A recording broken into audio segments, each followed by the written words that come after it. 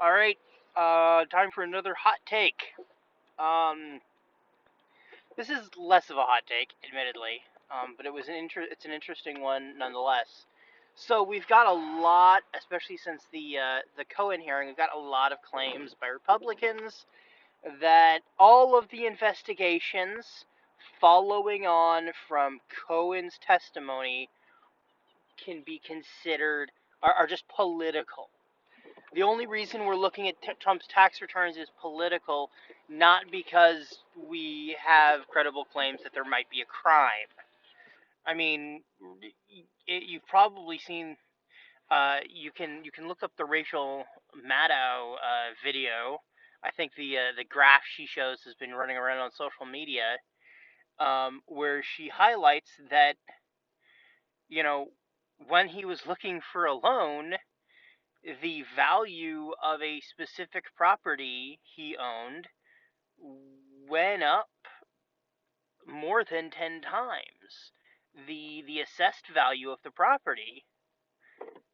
And then immediate and even Trump himself says it's only worth 1/10 of that.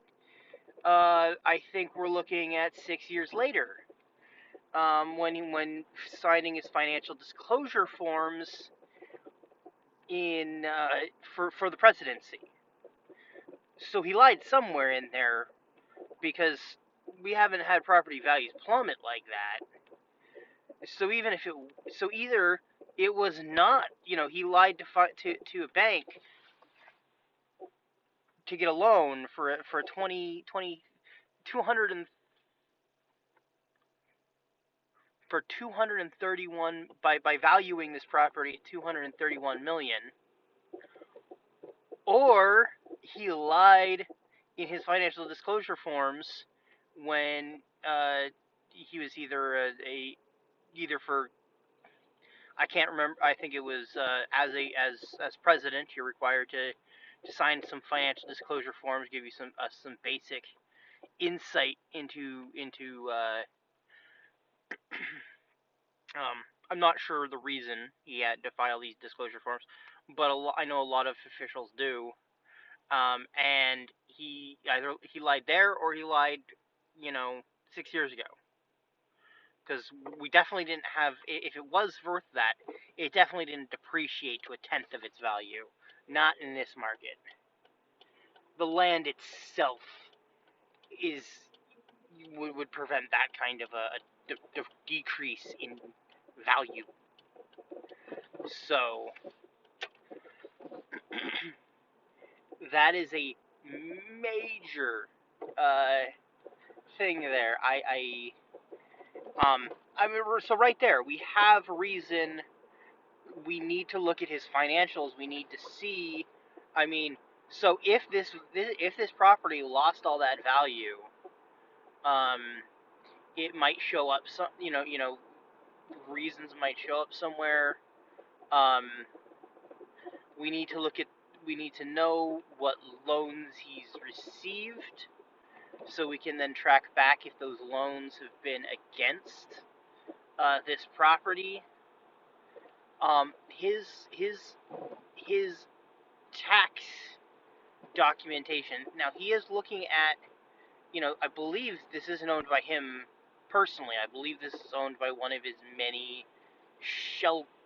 It might be owned by him personally, but I would have assumed it was owned by one of his shell corps, um, protected from judgment.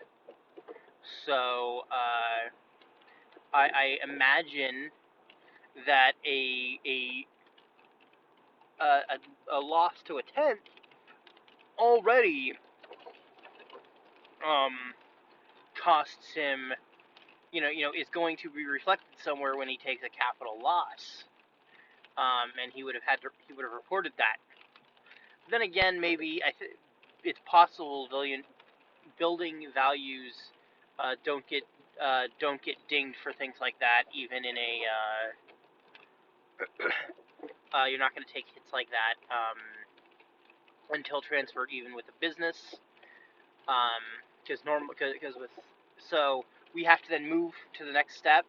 Um, we now have checks in this payment schedule that are supposedly retainers, but we're being told that no, they were in fact repayments, coming from multiple different entities. Now, you'd want Trump's financials, not just his including his tax returns, because then we can start to see how this was handled on the financial side. Because what it might be is both entities might have been providing Cohen with retainers of that size. I don't know what he was doing. I mean,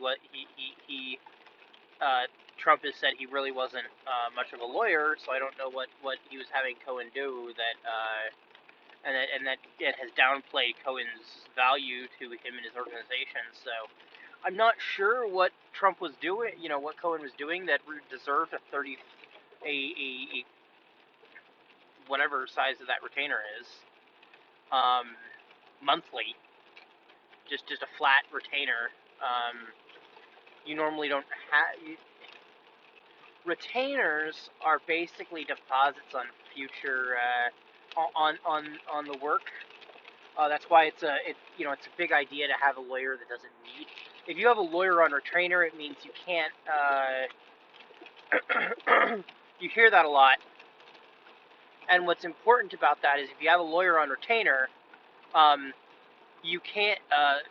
A lot of the times that means unscrupulous law enforcement can't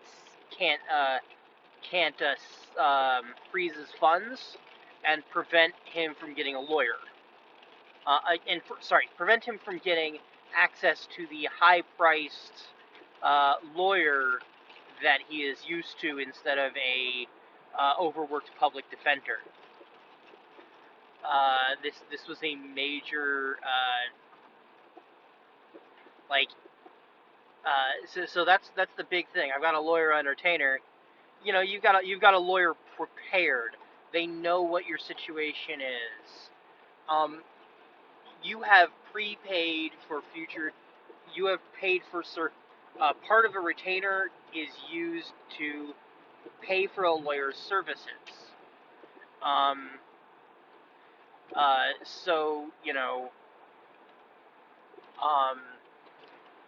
it depends. I've seen lawyers where a retainer is basically your deposit on future services.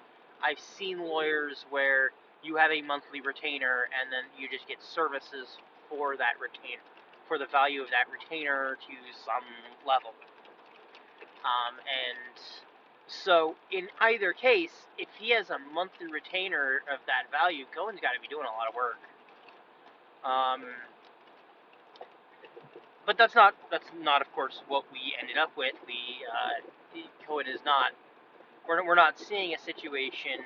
I don't think we're seeing that situation. I think we're seeing the situation that. Excuse me. We're seeing the situation that Cohen isn't at all. There's no. If these were retainers, his financials will give us a lot of information on that and let us determine, were these hush money payments? Was this the normal way he handled hush money payments? I've said this, I hope I posted that before. One of the biggest questions about whether Trump is committed a campaign finance violation really comes down to if he normally pays hush money payments to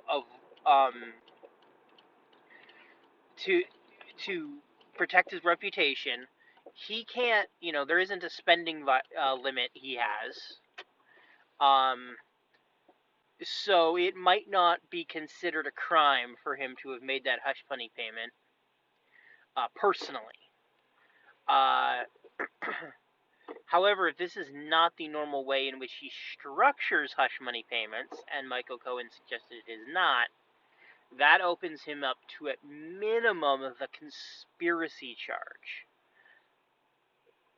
That is to say, he has handled this in such an abnormal way. It is indicative that he knew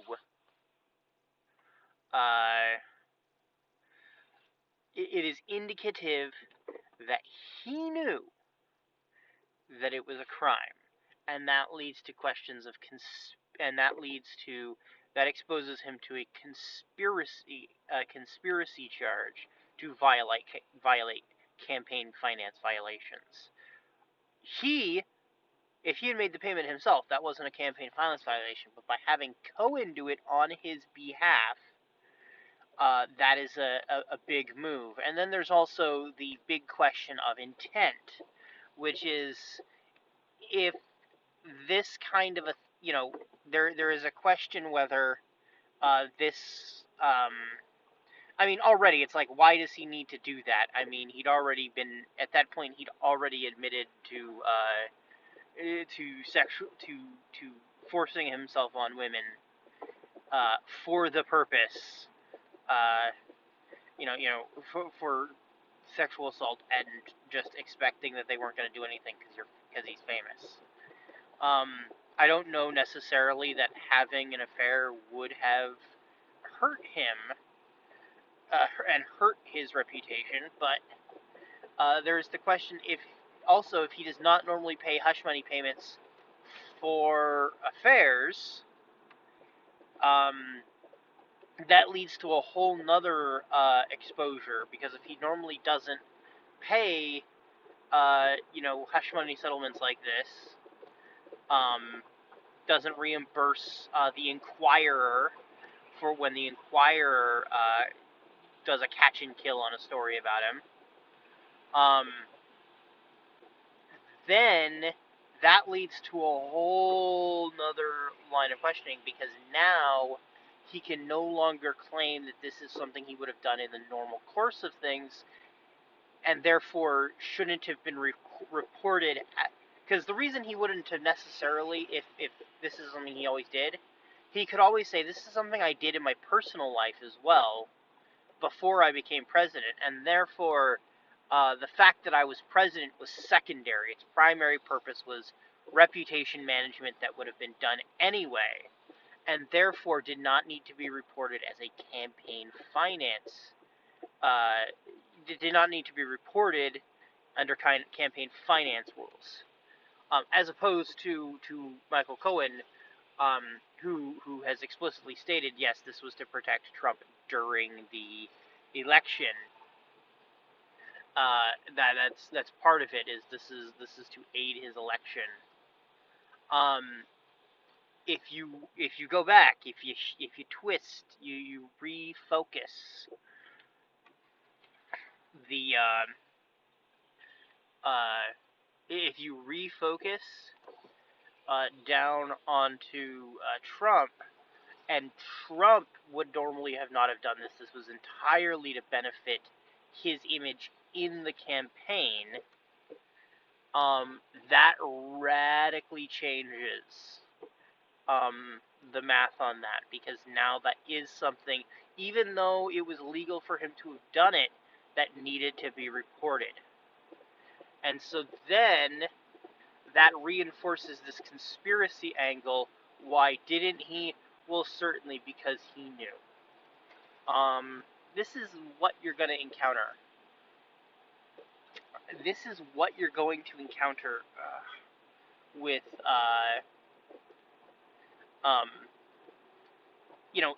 there is all this intent. That's a lot of the problem with a lot of the crimes that Trump commits, are that Trump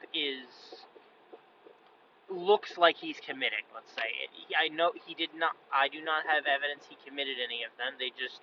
It really looks like he did, on the surface. And one of the problems is it requires intent.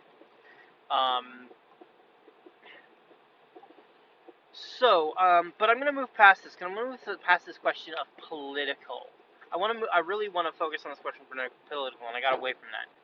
So there is this suggestion that somehow any investigation of the president that is invalid because it is political. Well, I'm sorry. We've definitely had political investigations within the last 4 years. Within the last, I'm going to expand this a little bit. The last 6 years, run by Republicans. They didn't have any problem with partisan political investigations then. You know, the comparison which keeps coming up is that, you know, we have one hearing with someone, you know, that's like 2 hours long, and you have Republicans complaining about how, you know, how hard they're writing this person they're at this congressional hearing, and Benghazi, which had fewer deaths than most of the Bush era, you know, most of the Bush era attacks on embassies. We're gonna have, you know, uh, double-digit numbers of 4+ hour hearings about who knew what about Benghazi. Based really, it seems, entirely on some interesting decisions to feel that where, you know, they take they've decided that the words spoken by people who are not Hillary Clinton in the State Department were in fact dictated entirely by Hillary Clinton, and that her explicit statements that this is not that you know, what people are saying is the cause isn't the cause are meaningless.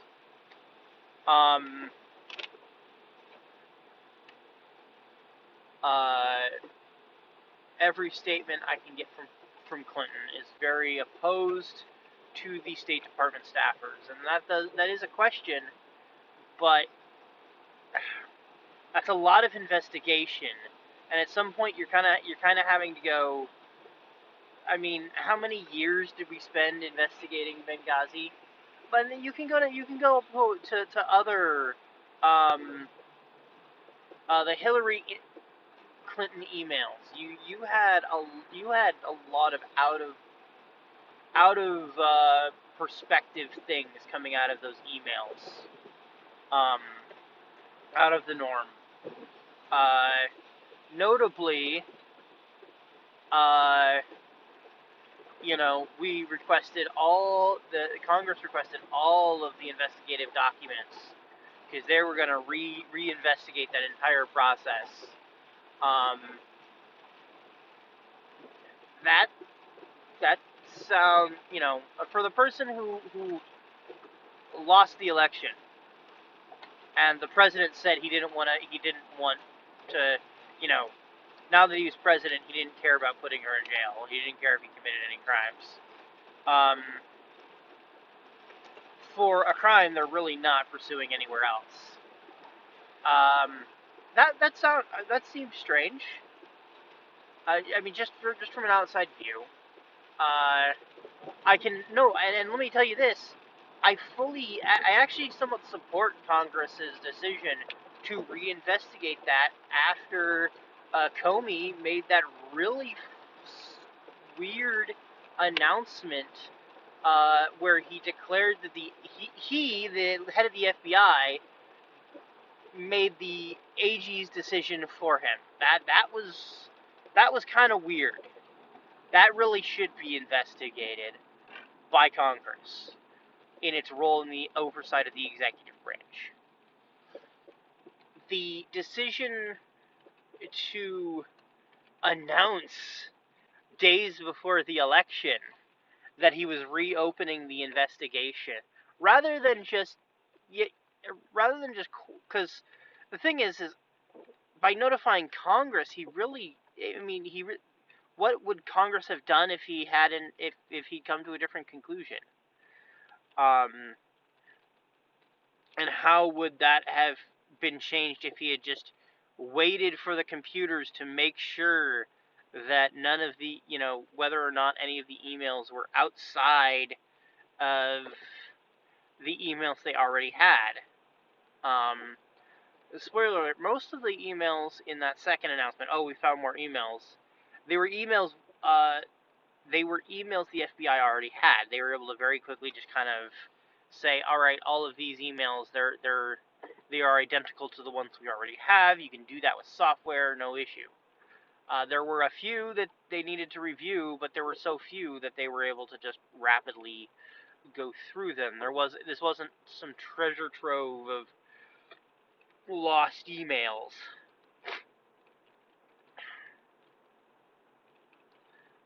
We have, people are like, oh, she deleted these emails. Oh, well, we have evidence of what was the, thankfully, what we do have evidence of shows that, yes, in fact, she did not give any instruction to have these emails deleted.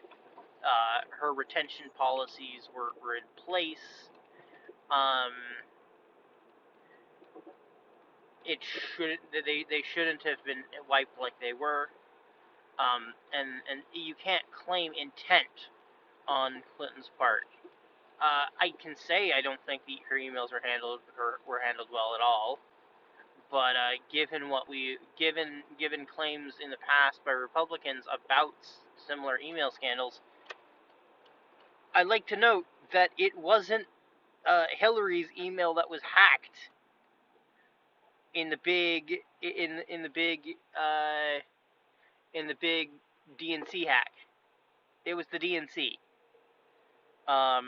We never got Hillary's emails publicly released. We got DNC the emails publicly released. But even more than that, like, the Steele dossier. Oh, everything is invalid because the Steele dossier was paid for politically. A lot of what you need to understand, our intelligence communities basically operate on this kind of hearsay. What you do with what is known as signals intelligence, like the Steele dossier, is you go to the FISA court and you say, hey, well, so first you get the Steele dossier. You find out what you can corroborate within the Steele dossier without having to do much investigation. And then you go to the FISA court and say, all right, here is this report from this external this external intelligence operative that's where we get most of this information from. We can corroborate these points. We think these points are worthy of investigation. Please give us authorization to violate everyone's civil rights to investigate these things. And the FISA court says, okay. Almost universally. Probably do it a little quiet too, despite I think being all men. So because they have no power, they are unquestioning grunts in most cases. And so what happens is, and so then you go back and you investigate. You use all you use all these reports, and you start investigating targets who might be able to.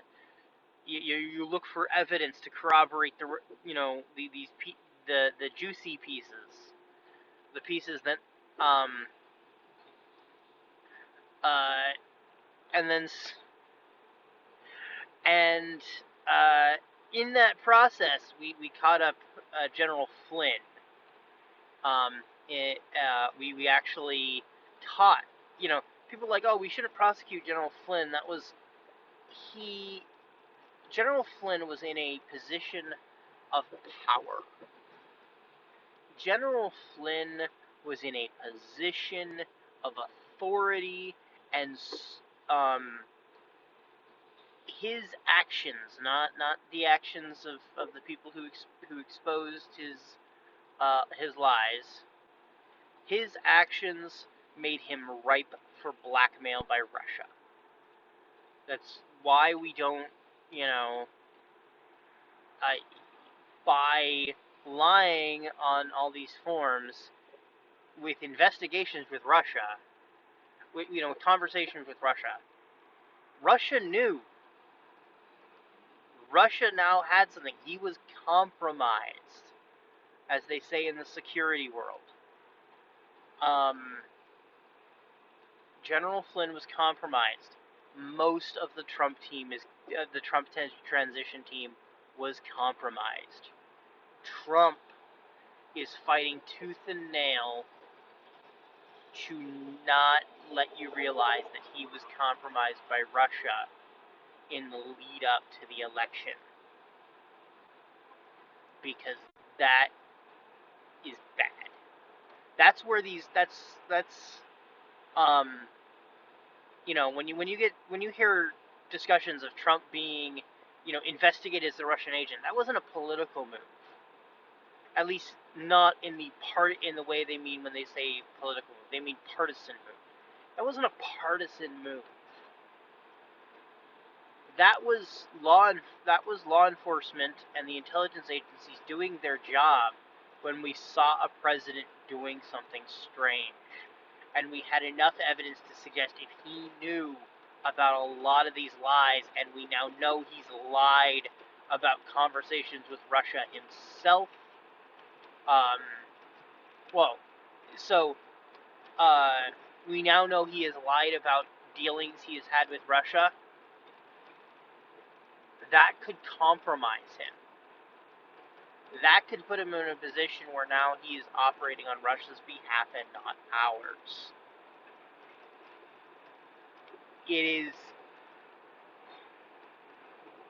It doesn't matter whether or not it was partisan in nature. And I'm going to keep using the word partisan rather than political. Because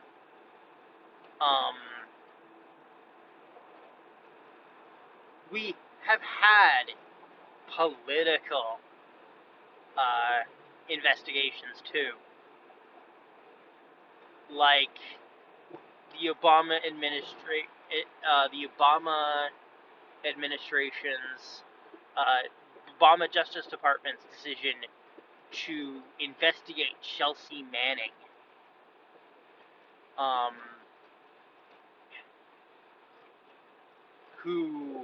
Whose leaks revealed nothing to the enemy, except what they already knew, which is that we were committing what could be considered war crimes. And that's what was exposed by the big Chelsea Manning WikiLeaks dump, which somehow has been swept under the rug by persecuting Chelsea Manning. That is a political investigation. The laws under which Chelsea Manning were prosecuted do not allow for the defense for any intent defense. You can't even argue it in court. You can't say, "Well, look, I narrowly released documents that exposed criminal wrongdoing by the army,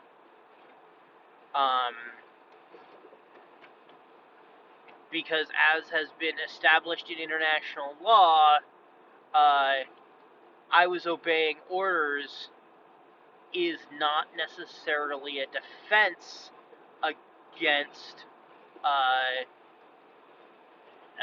crimes against humanity, crimes against human rights, war crimes.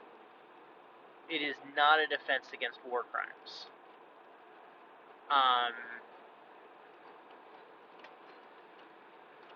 So Chelsea Manning wasn't allowed to do that. She was not allowed to go through that process. No. Her defense was, did you release these documents? Yes, you're guilty. There's nothing else that was allowed under the laws Chelsea Manning was prosecuted under.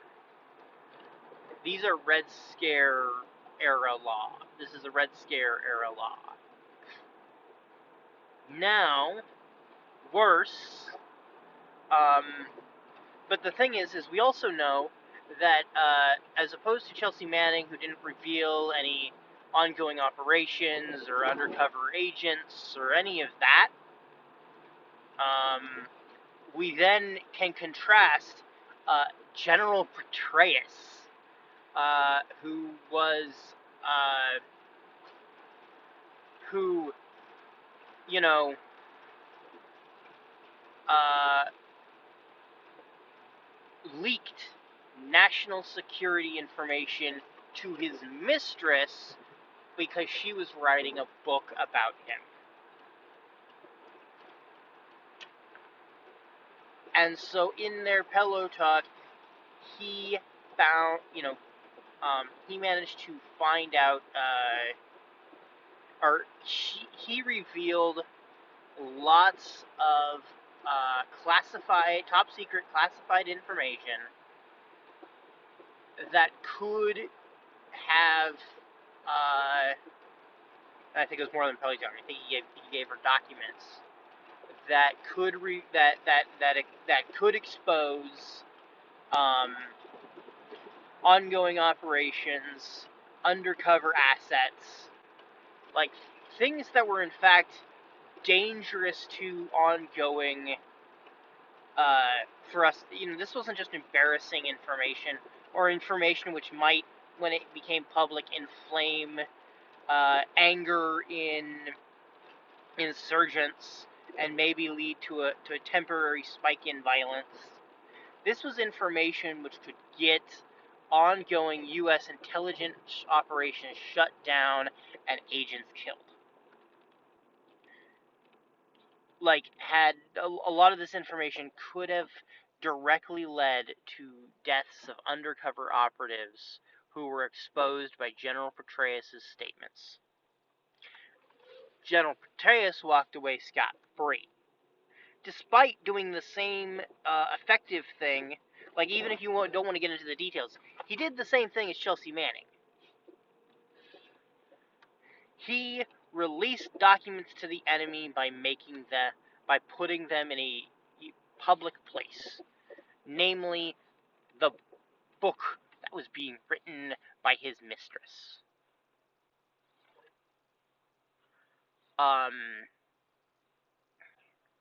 He leaked a bunch of classified information, scot-free. With that, it's hard to say that Chelsea Manning, the vilification of Edward Snowden, it's entirely political. And it follows a long history of the White House cracking down on whistleblowers, administration over administration, and since 9/11, a big move to crack down on people exposing government misconduct. The releases by General Petraeus largely made him look good. That's why he leaked them. That's fine. It makes the America look good, even though it actually puts people in danger. Chelsea Manning doesn't put people in danger, but it makes America look really bad, because we're trying to keep the moral high ground, and that's not going to allow us to keep the moral high ground. Guess what? No longer is it okay to claim that,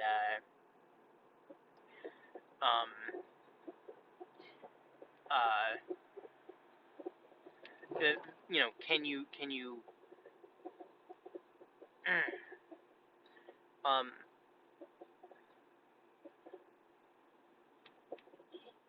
the core circumstances make it clear. It makes the government look bad, so we are going to persecute you. That is a political investigation. You aren't doing this investigation except for the fact that it is advancing your political value. I make the statement of partisan investigations with what people are claiming are political, because this is a statement where this isn't about trying. This is about the partisan right versus left, Democrat versus Republican work. But the thing is it doesn't matter how when things are partisan. You need if there is a there is evidence out there. An investigation can clear Donald Trump of a lot of these charges. An investigation into his financials can show that, oh no, this is just how he was paying Cohen the entire time. This is evidence, not just statements saying, oh, he's a liar. This is both Cohen and Trump are liars. Liar, liar, pants on fire.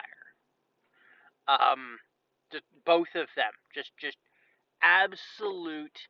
If they, there was a time where it was widely said, if Trump's mouth is open, he's lying to you. All right? You can't trust either one of them, not just you can't trust Michael Cohen.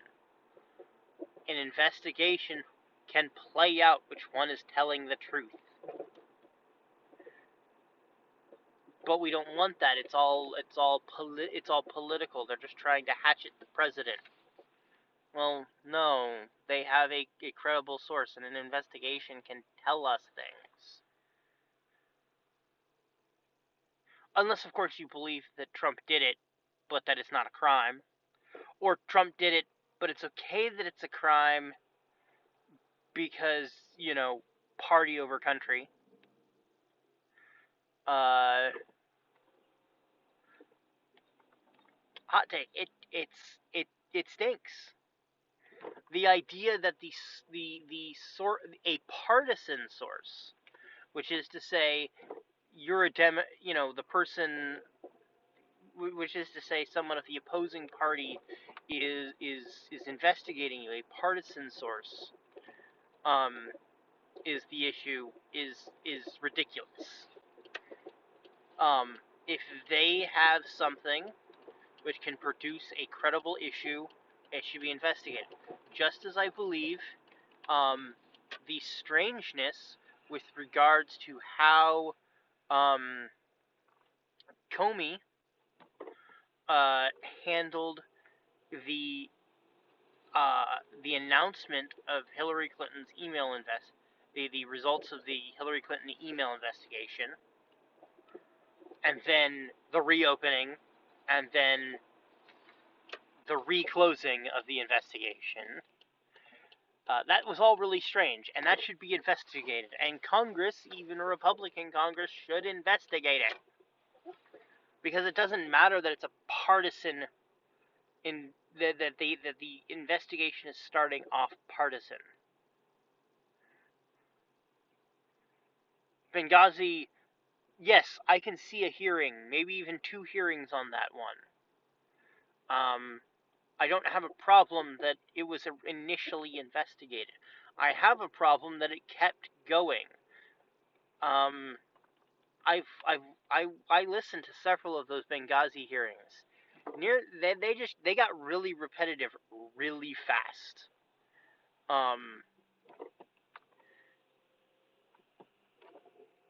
And they were just circling the same questions, hoping that if they kept giving her the same questions, she'd eventually give them a different answer, something they could pillory her on.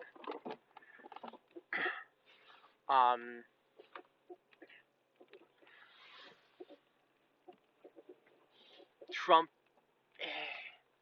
it's bad. All right, it's bad. It's partisan, and it doesn't matter as long as they're actually investigating. That's how you oversight. If you have this situation, you just need to oversight it. Republicans on these committees, don't block them. Don't tell them you shouldn't be doing this. Get the information. Keep them honest. Make sure no one's leaking that. because that's supposedly you guys. That's one of your guys' concerns. I don't see it, but I don't think that's gonna happen. But you guys aren't me, so you know, keep on it and wait for Trump and wait for it to show up at some point. It's gonna show up at some point. If there is a problem, wait for the partisan hack job. Wait for the actual smoking gun, and then go smoking gun. This is a political investigation, not just a partisan one. Um, this is an intentional effort to smear an opponent.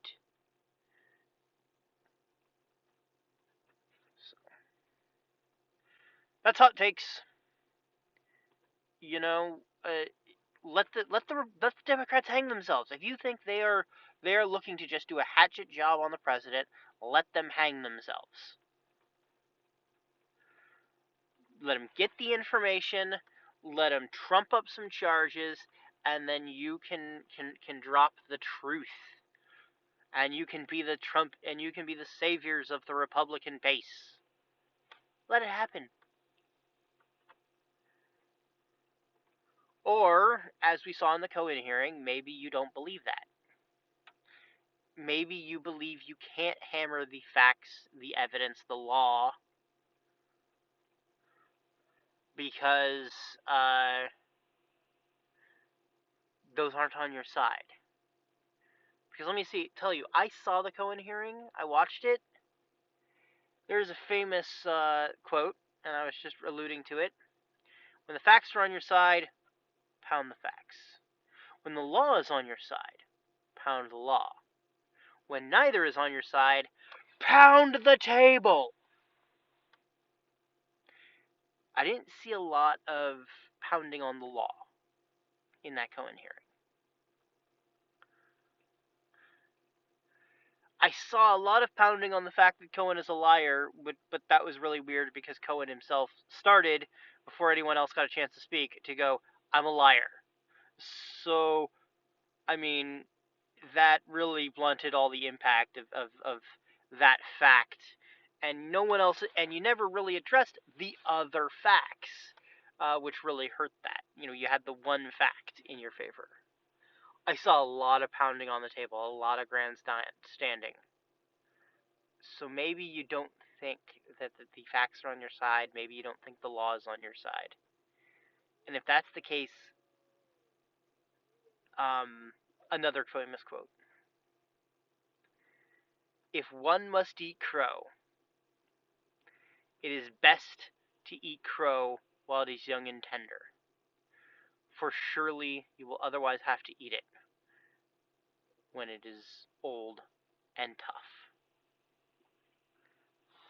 This has been Hot Takes.